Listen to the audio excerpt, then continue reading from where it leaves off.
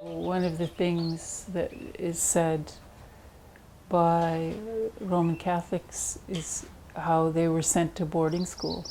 Why can't the Indians just get over it? Just get over it. Get over it. Not everyone's heard the stories of the same physical abuse that this Roman Catholic has experienced in school, but also that this person was raped by the priest, by the bus driver, and by the principal of the school. It's impossible to reverse a spiritual act. A spiritual act can only be transformed.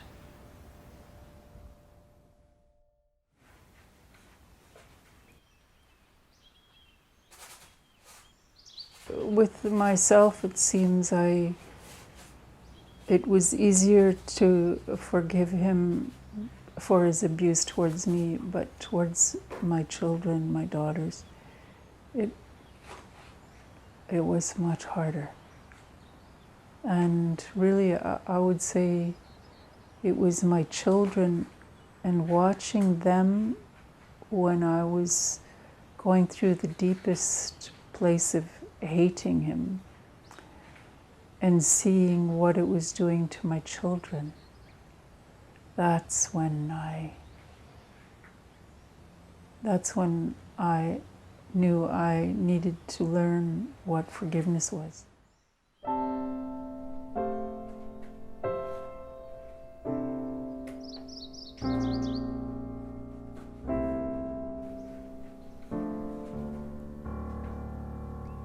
But I don't know that innocence can really be taken.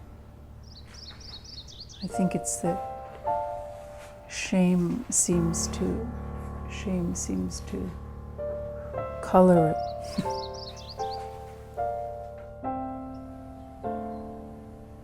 And when we ask, well, then where does that leave us? Then it leaves us with the unknown and with uncertainty in what is actual.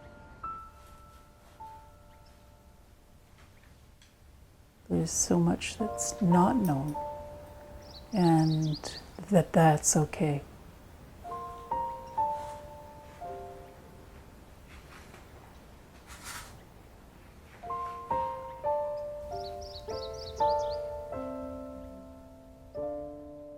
There may be extreme violence in our childhood, but it's not all going to be that.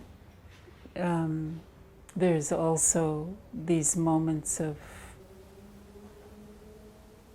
beauty, that there's a way through suffering, that there's a pathway. Going to an open field and stopping and being fully present, or when it's pouring rain and you're 10 years old and you're with your girlfriends, and why be on time for school when there's all this exploration to happen with this drenching downpour? There's a way through suffering, that there's a pathway. It's about being fully present with, never mind who's white and who's Indian, or we're fully present and experiencing nature and all its beauty. For someone to admit it, they have to have an awareness. They have to be in their body. They have to be observing. They have to be feeling. They have to be relating to themselves and to others. And so when we're talking about domination and power and control, how that's not happening.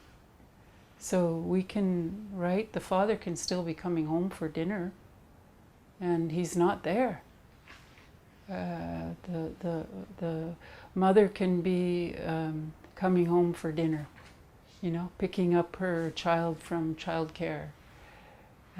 We can be going through these emotions, but not be present, not be aware of how I'm thinking and why am I thinking this way? Where did this way of thinking come from? What's the origins of these questions that I'm asking? When we can respect ourselves and be aware of our own, what's going on, that it's anger, or that this is pain and I'm just covering it with this anger, that one can go in and inquire in and observe and see and be with yourself. If you can do that, then it just will happen that you do it with others.